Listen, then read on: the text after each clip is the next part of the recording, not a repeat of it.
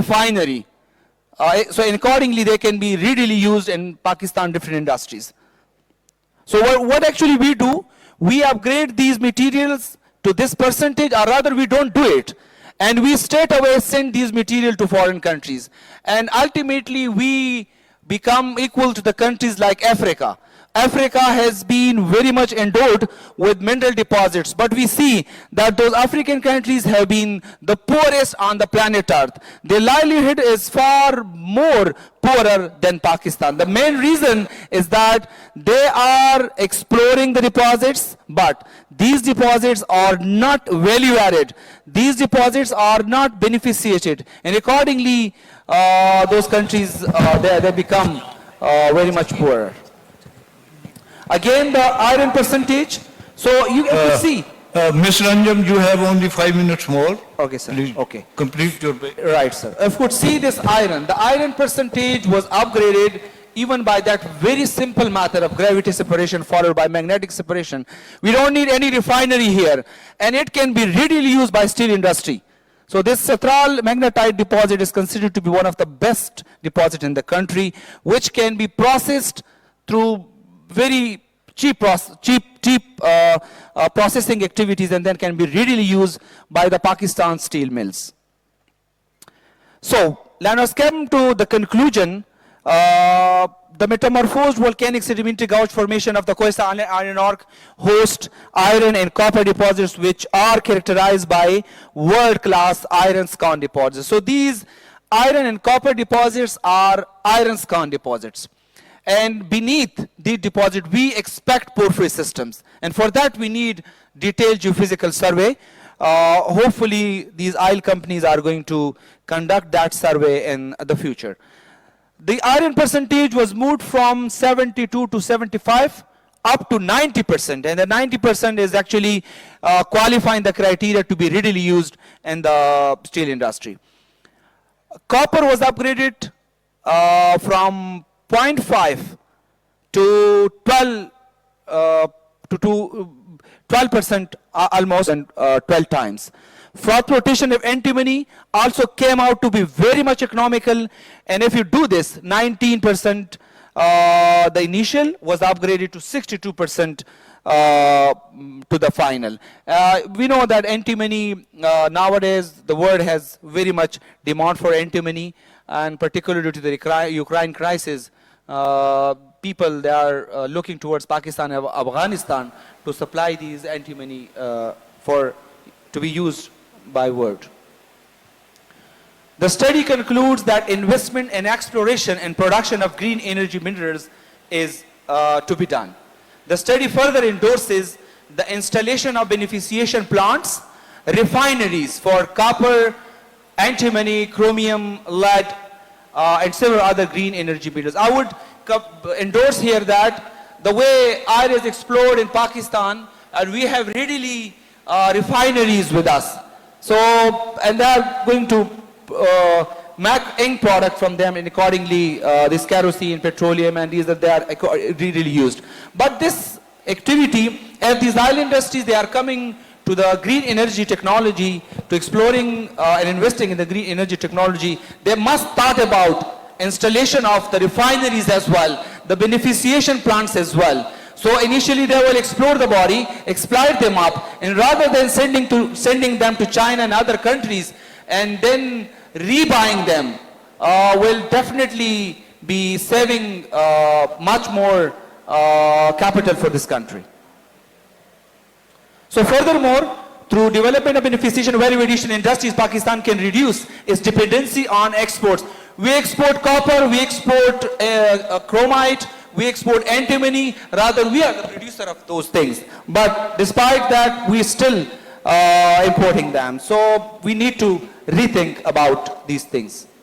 Way forward, what I suggest is an economic geologist and as a professor at university. Large-scale investment is endorsed.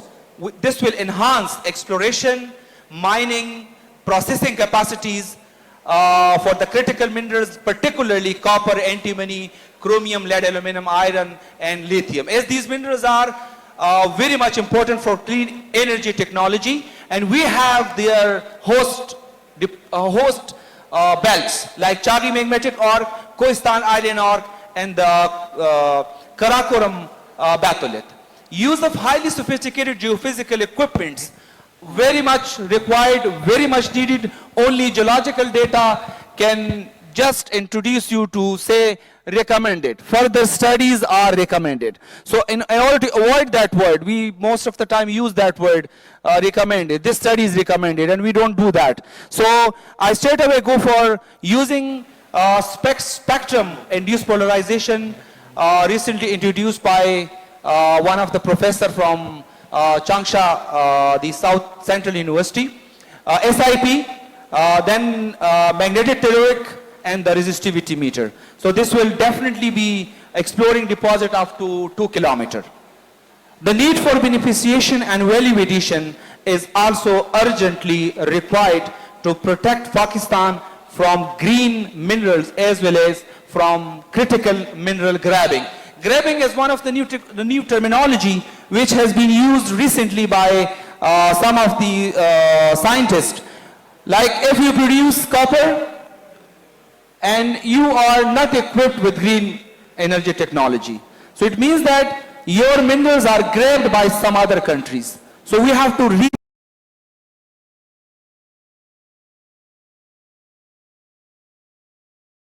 Please identify your name and then ask a question. Moin साहब, mic दें हमको.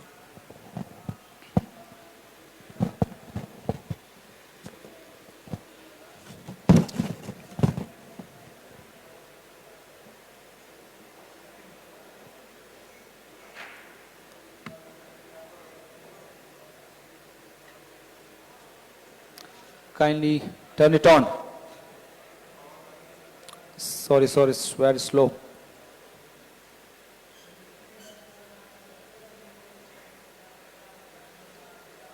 Can you bring another one? You have another one? Here.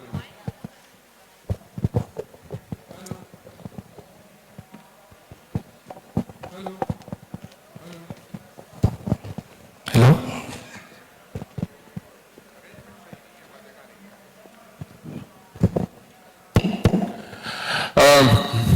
Thank you for a very enlightening presentation, covering a very wide spectrum of activities.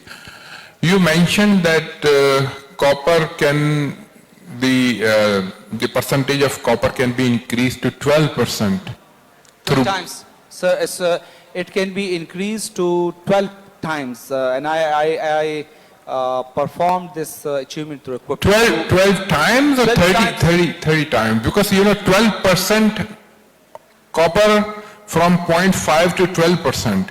Yeah, let me check it out. If you could, I think the presentation has gone. At least it can be increased 12 times, rather more than this, simply through beneficiation method. Yeah, While in refining, what I would like to you to draw a parallel with the Recordic, yes, where they are claiming that they can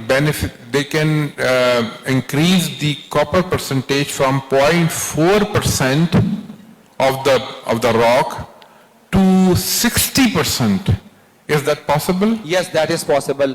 If you could take example of the Waziristan, whereby the FWO is working, they have been very much successful in enhancing the percentage from 5% to round about 40. 5% is a lot. I'm talking about 0.4% to 60%. Yeah, where particularly actually in porphyry systems, the percentage of copper ranges from 0.1 to 1%.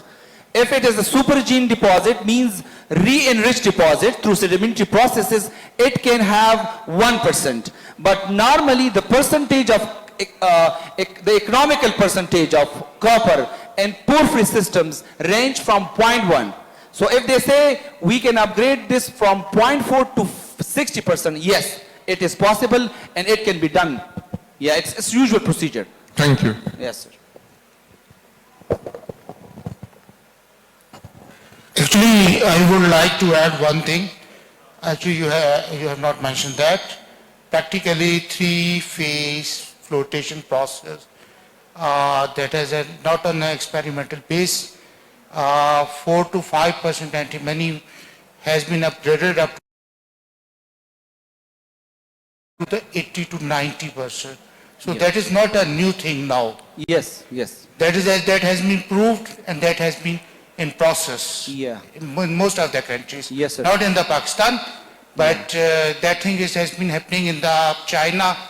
What I learned, as you know, we are working together in this project. Yeah. Practically,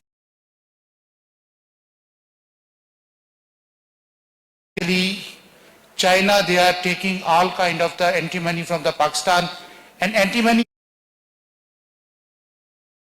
is also associated with the copper, silver, gold, Yeah, yeah, and they when have. they process it, they are earning, I think, if I'm not wrong, more than $200 million per Yeah, you're right. year. You're right. Yes. Thank you. Fine. Yeah. Will you take that mic to the back? Or the time is finished? Okay, sir. Thank you.